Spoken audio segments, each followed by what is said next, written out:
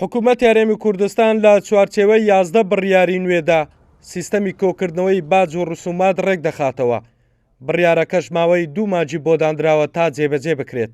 ئەو ڕیارانش هەر هەمووی لە مەجای شەریکاتی نەوتی، لە مەجای شەریکاتی ئینتەرنێت و ئیتیساڵات، لە مەجای مەبیعات لە فەنادق و مەتاعمی دەرەجە ئولا و 4 ئەستێرە بەسەرەوە، لە مەجای شەریکاتی ڕێکلام، لە هەموو ئەو مەجالاتانەی کە پێویست بوو ئەو قرارانە بدرێن و جێبەجێ بکرێن بە ئامانجی ڕەخستنەوەی داهاتەکان، فڕەنکردن و فرەسەشنکردنی داهاتەکانی هەرێمی کوردستان.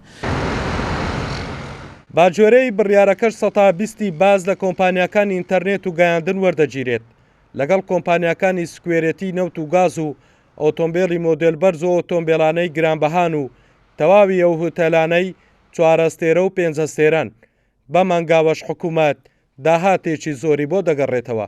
کۆمپانیەکانی ئیتیساڵات کە کارتی ماگانە کە ئێمە بەکاری دێنینی ئیتیساڵات 2000 ئەو کارتە کە کارتێکی 12,000 بۆ حکوومەتە وەکو زەریبەی مەبیعات وەردەگیرێت، دەدرێتە خەزانەی دەوڵەت. بەڵام بەداخەوە لە هەرێمی کوردستان ئەو 2000 دینارە دەچووە خەزانەی حکوومەتی ئیتیحادی کە ماگانە بە ملیارەها دینارە. ئاسیا زوین و شەریکاتی ئینتەرنێت ئەگەر ئەو بازە بدەن بە حکوومەتی هەرێمی کوردستان ماگانە لە سەروی 20 تا 30 میلیارد دینارە. سەرۆکی لیژنەی دارایی لە پەرلەمانی کوردستان لەبارەی ڕێخستنەوەی سیستەمی کۆکردنەوەی باج و ڕسومات ڕایدەگەێنێت نابێت کاریگەری لەسەر هاوڵاتیان بێت، دەبێت کۆمپانیاکان پابەند بکرێن بەدانی باج و ڕسومات و هیچ کەسێکیش لەدانی باج بە دەرنەبێت و خۆی نەدزێتەوە.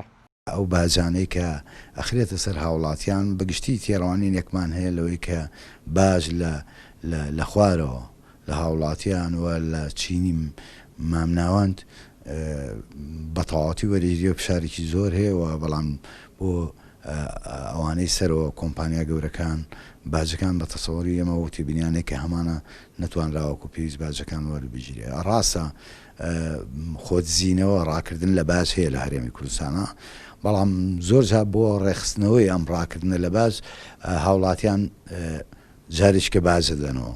وەرگرتنی باج لە سێکتەری نەوت باوتەی بەڕێوەبەری گشتی باجەکان و خانوبەرەی میری هەرێمی کوردستان سەرجەمە و بڕیارانەی لەلایەن حکوومەت دەرچوون لە بەرژەوەندی خەڵکی کوردستان و خەڵکی هێژارە بۆ دابینکردنی موچەی فەرمانبەران.